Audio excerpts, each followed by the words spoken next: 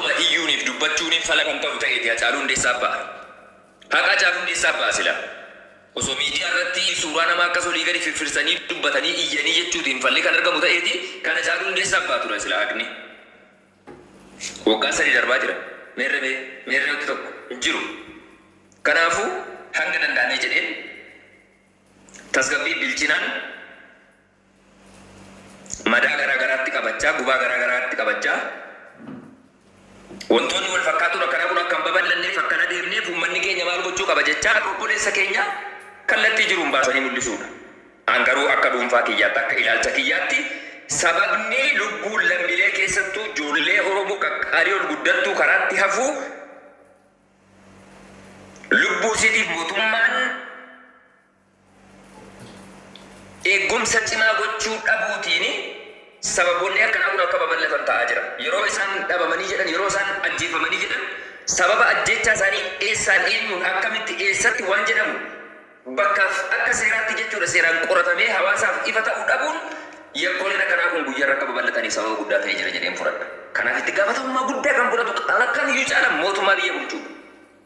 Mootummaa biyya hoogganu jechuudha. Because hoggansiisa jala jiru jechuudha. Poolisii irraa qabee hanga dabballee hanga bilishaa ganda keessatti itti gaafatamummaa fudhachuu danda'uudha qabdi jechuudha.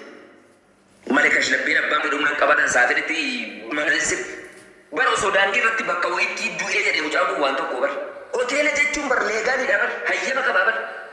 Mana siree yeroo nam tokko galchuu bara sartifikeetii yookaan mattaawoqiyaa identitii kaardii jechuun sun fuudhamee harkaa galmeeffamee maqaan qabamee sa'aatii kamitti akka inni seenee sa'aatii meeqatti boru akka hoteela sana keessaa ba'u eenyu wajjin akka jiru qofaa bulamu nama waliin bula.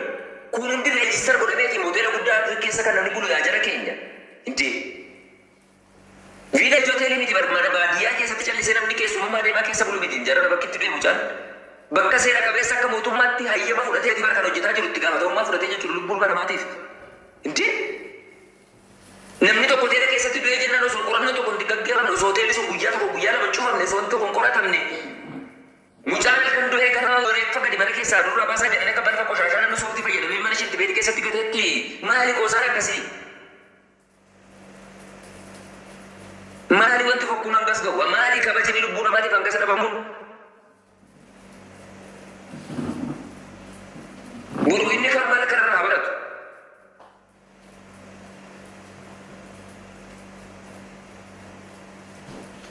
Ummata guyyaa hunda boo'ee dhiisee manatti galu ta'e keenya ummanni yeroo hunda jechuun amma warra sirra jirtan hundi keessa warra masarratti shaambulliitti mimmaanii argaa jirtan osoo boru waan kana si yaadachiisanii dagataniitu sammuu keessan keessaa.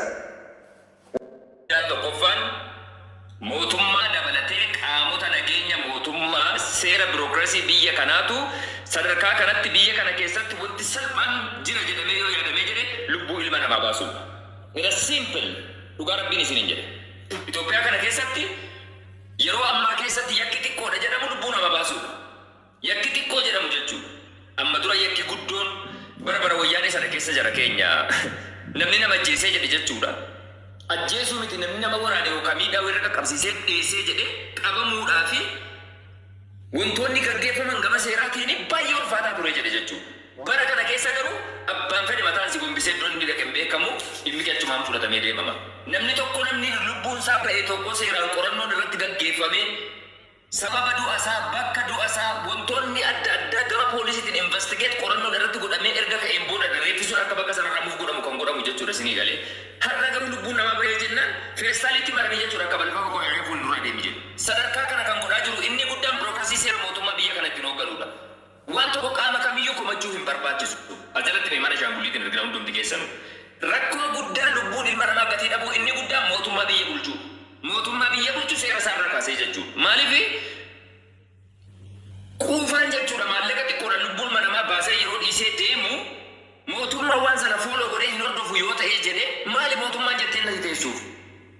Mootummaa jechuun maali? Biyya seera qabu tokko jechuun biyya jechuun bara seera mataa isii qabaattee yoo nageenya lammiilee isiitiidhaaf yaaddee hojjettee jetteedha bara.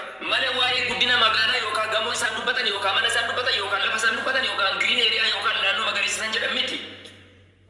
Mootummaadhuma biyyuma jechuun biyya lammiilee biyya san keessa jiraataniif eegumsa gootee nageenya isaaniitiif amansiisaa taate ittiin jiraattuudha biyya jechuun jechuudha isinii galee. Biyya kana keessatti ati gad baatee ol galuudhaaf wabii hin qabdu. Karaa abbaan fedhe waan fedhe osii godhee jedhe abbaa kana ta'ee qaamni hordofee namni sana to'annoo jala oolchee kaaniif akka barnoota gochiisu hin jiru. Har'a ooltee baruu ga'uu keef wabii hin qabdu. Of course lubbuun namaa rabbiidha kan eegu. Haa ta'uutii garuu hanga mootummaatti dirqama ofirraa qabu mootummaan baachuu irratti baay'ee dadhabina guddaatu jira. Keessattuu dhiigni ilmaan Oromoo dhiiga saree gaditti ilaalamaa jirti yeroo ammaa. Ijoolleen qaqqaaliin biyyaa sabaaf waa hedduu gochuu dandeessu jechuudha. Karaatti akkasitti citaa jirti jechuudha. Kuni baay'ee waan nama dhukkubsu baay'ee jechuudha wallaahi. Ani amma asirratti dhimma obboleessa kee Sooraa asirratti sababa kanaan du'e akkasitti du'e akkanatti du'e waan tokko irraa dubbachuu hin barbaadu. Sababni isaatis qaamonni dhugumatti haqaaf dhaabbataniif hojii kanarratti ogummaa qaban waan kana investigeet godhanii hawaasaaf yoo kan ibsan ta'e haa ibsan. Garuu akka ilma namaa tokkootti mucaan kun lubbuun erga ba'ee ka'een boodatti bakki inni itti du'ee jedhe hoteelli inni itti du'ee jedhe sa'aatii kam akka inni achi qubate sa'aatii kam irratti akka lubbuun saba hin barame osoo inni achirraa socho'in qaamni poolisii dhufee ilaale waan kana ceekii godhee reeffasaa sana achii kaase eenyu akkamitti kun osoo investigeet hin godhamin informationii garaagaraa callisanii inni kaan mana shaaworii osoo fudhatu kufee jedhaa inni kaan immoo bakkeetti waan wantoonni dubbatamu waa baay'eedha. Kun ta'uu hin qabu ture. Kuni biyyattiidhaaf safuudha jechuudha. Lubbuudhaan lubbuu ilma namaatii bar gatii addunyaa kanarra waa hundaan qaalii ta'e jedhe jechuudha. Lubbuun ilma namaa sadarkaa kanatti yeroo vaaliyuu dhabee jedhu maali mootummaatti biyyi inni jedhamee ittiin dubbatamu. Biyyi tokko seera ittiin bulmaata jabaa tokko yoo hin qabaanne eegumsa lammiilee siitiif seeftii hawaasa siitiif humna hin qabdu yoo ta'e jedhe maqaan biyyummaa isaan jedhanii alaabaa rarraasaa deeman maali? Namni dhuguma duujuba wal ajjeesa wal waraana kun waan jiru garuu namni waa yakke sun immediately qabamuu danda'uu qaba. Akkaataan itti waraaname yookaan ajjeefame yookaan itti rukutame qorannoo investigeet bal'aa ta'e uummanni akka barutti jechuudha dhiyeeffamuu qaba. Biyya kana keessatti wanta akkanaan jiru hadda abbaan fedhe lafa si gombisee osoo bira deemee jedhee abbaa kanaa iddoo si gaafatu hin jiru. Maatii dhuma rabbitti fuudhee dhiyyootuma jaallattootuma keenya guyyaa lama sadii si faana bo'uun dhiisu. Kana caalurraa fakkeenya fudhachuu hin dandeessu. Hacaa'oluu Oromoo biratti namni qaaliin jaallatamaan hin jiru. Hanga yoonaatti dhugaan mucaa kana dhugatee taa'aa jira. Hacaaluu ol ka'a jechuun biyya kana keessatti yaarsoo influential waa hedduu keessattuu hawaasa Oromootiif waa hedduu nama godhee Oromoon akka ijaatti eeggachaa turteen Hacaaluu jechuudha. Dhabdee taa'aa jirtan Oromoo. Dhugaan Hacaaluu erga du'e Hacaaluu waggaa meeqa? Hanga yoonaatti wanti baramee jira nothing. Hoolaan abbaa abdate duba bakkee bulchaa. Gaafa guddaa keessarraa gombisanii deebiitti dhabdu xiqqaa kee immoo buma fedhe karaa irratti akka qoshaashee jechuudha yookaan uma fuulduratti feestaan fuuldura jirtu dhiitee bira darba jechuudha. Si galee